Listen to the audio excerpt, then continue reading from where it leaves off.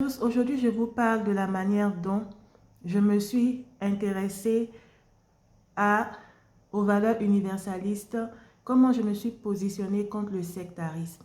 Parce que j'ai grandi dans un environnement ouvert. Dans ma famille paternelle, mes grands-parents, ils avaient la nationalité française. En même temps, ils avaient la nationalité du pays africain dont ils étaient issus. D'abord, moi, pour commencer, je suis née au Burkina Faso. J'ai grandi en Côte d'Ivoire, dont j'ai la nationalité. Je suis d'origine malienne, dont j'ai la nationalité aussi. Donc, je suis attachée à la culture ivoirienne, je suis attachée à la culture malienne. Et j'ai été ouverte à l'Occident depuis ma naissance, de par la famille où j'ai grandi, où mes grands-parents, mon père, étaient attachés à leur culture africaine, mais en même temps étaient ouverts à l'Occident par notre mode de vie, où on était attaché à nos valeurs africaines, mais on avait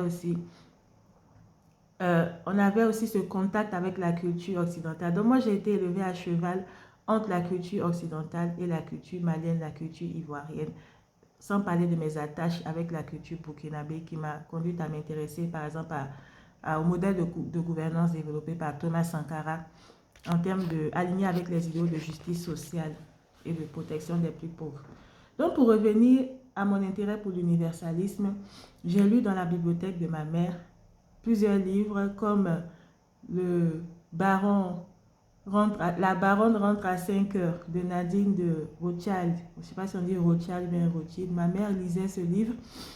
J'ai lu dans la bibliothèque de ma grand-mère la trilogie de l'écrivain malien Massa Makan Diabaté, euh, qui est un écrivain malien célèbre, qui est mon écrivain préféré, ou en tout cas, c'est l'un de mes écrivains préférés. Ma grand-mère lisait beaucoup cet auteur que j'aime beaucoup aussi. Et j'ai lu, très tôt je lisais, j'allais acheter des livres d'occasion que j'échangeais contre les livres déjà lus contre une modique somme. Donc au lieu de regarder la télé, moi je lisais beaucoup et j'étais en contact avec la culture occidentale comme ça, par mon mode de vie, par la lecture. Ensuite, ma mère, qui est très attachée à la religion musulmane, m'a permis cette ouverture à la culture orientale, à la culture musulmane. Je me suis intéressée plus tard quand j'étais médecin, quand je travaillais comme médecin, à l'âge d'or musulman, auquel la culture perse a beaucoup contribué.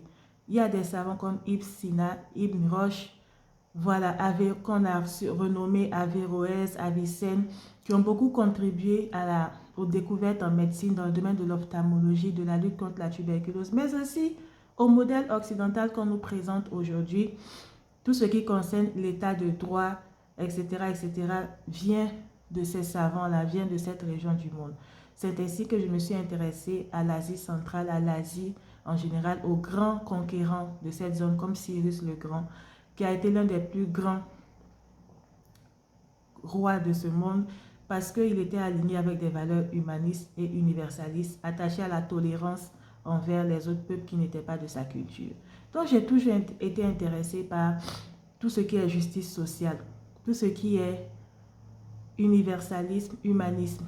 Ensuite, j'ai créé un think tank qui est issu d'un mouvement que nous avons lancé. Nous avons interagi avec des centaines d'Africains de domaines divers, d'origines diverses et de cultures diverses pour réfléchir à la manière dont l'Afrique peut développer des partenariats avec l'Europe, avec l'Occident, mais sains, des partenariats sains, gagnant-gagnant. Dans quel domaine? Nous avons pensé à la santé comme axe prioritaire, mais la santé alignée selon la conception africaine, c'est-à-dire que l'individu est pris en compte de façon holistique. La santé est prise en compte de façon holistique comme un tout. Ça veut dire qu'il y a des domaines comme le domaine de l'environnement, le domaine du genre, parce que les femmes sont les plus vulnérables en Afrique. Tous ces domaines, certaines questions sociales comme les préjugés qui entraînent parfois des mariages forcés, l'excision, la violence faite aux femmes à cause des questions de perception de la femme dans la culture. Tous ces domaines ont un impact sur la santé. Donc, la santé est le pilier des politiques de développement et surtout des politiques de développement durable. Et c'est un axe intéressant pour développer des partenariats avec d'autres pays, avec d'autres cultures comme la culture occidentale, dans le cadre du développement durable. Et cela est bien aligné avec la conception africaine.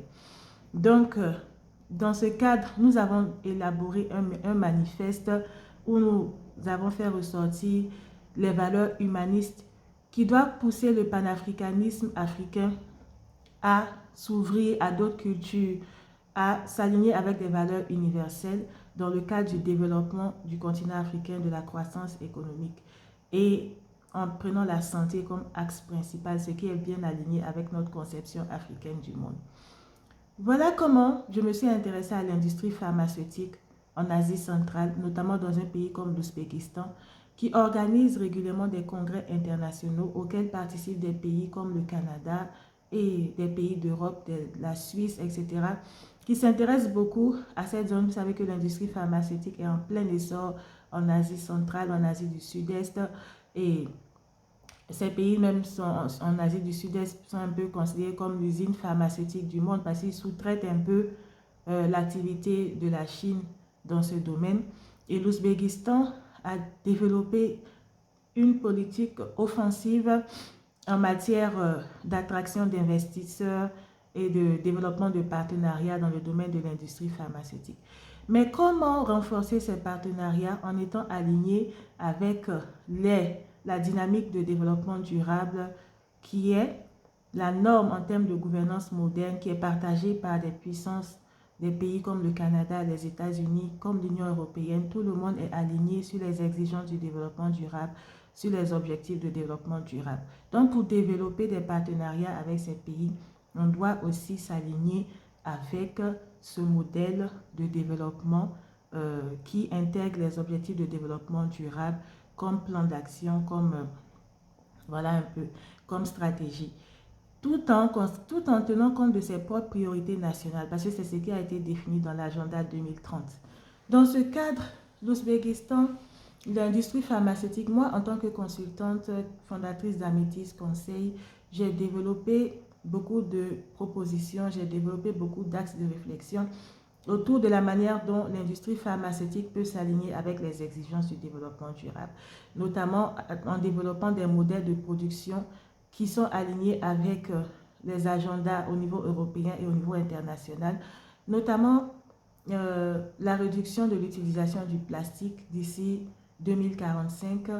Et nous avons proposé des solutions comme le fait de remplacer l'aluminium des blisters par des matériaux cartonnés qui sont plus facilement recyclables en termes de gestion de déchets issus de l'industrie pharmaceutique. Parce qu'il faut savoir que le problème principal qui a été défini d'ailleurs, c'est à l'occasion d'une COP récente, c'est la manière dont on peut augmenter la résilience du système de santé face aux conséquences négatives du réchauffement climatique et comment le système de santé en retour peut réduire son impact sur la planète en termes de contribution au réchauffement climatique. C'est-à-dire comment on peut réduire la part du système de santé dans le réchauffement climatique et ses conséquences. Ça fait partie des priorités qui ont été définies à l'occasion de la COP 26. Donc, parmi les acteurs de ce système de santé, l'industrie pharmaceutique joue un rôle important dans la pollution à travers les médicaments, la production de médicaments, les matériaux qui sont utilisés, parce qu'il y a certaines exigences au niveau de l'industrie pharmaceutique qui font que beaucoup de produits sont à usage unique. Or, on veut limiter, voire arrêter l'utilisation du plastique à usage unique. Donc, en plus de solutions cartonnées pour remplacer l'aluminium, qui est un matériau qui n'est pas recyclable, qui contribue à la pollution de la planète, nous avons aussi développé des propositions pour remplacer le plastique à usage unique. Il y a les bioplastiques de nos jours qui sont en plein essor, qui peuvent contribuer à la limitation de l'usage du plastique à usage unique. Nous avons aussi proposé des conteneurs recyclables pour les produits pharmaceutiques. Nous avons proposé une dizaine de solutions pour les acteurs de l'industrie pharmaceutique en termes de politique RSE pour réduire leur impact sur l'environnement, pour réduire leur empreinte carbone, sans tomber dans le greenwashing, mais des solutions vraiment efficaces. Certaines ont été testées, ont été mises en œuvre et d'autres sont les nouvelles propositions que nous avons faites. Donc, nous allons partager, je vais partager le lien d'un catalogue qui se trouve dans ma boutique Shopify ou Shopify, où je partage des solutions numériques pour les décideurs en santé. Je vous laisse consulter ce lien où vous allez trouver ce catalogue gratuit qui propose des solutions aux acteurs de l'industrie pharmaceutique afin de réduire leur impact sur la planète dans le cadre de leur activité. Merci.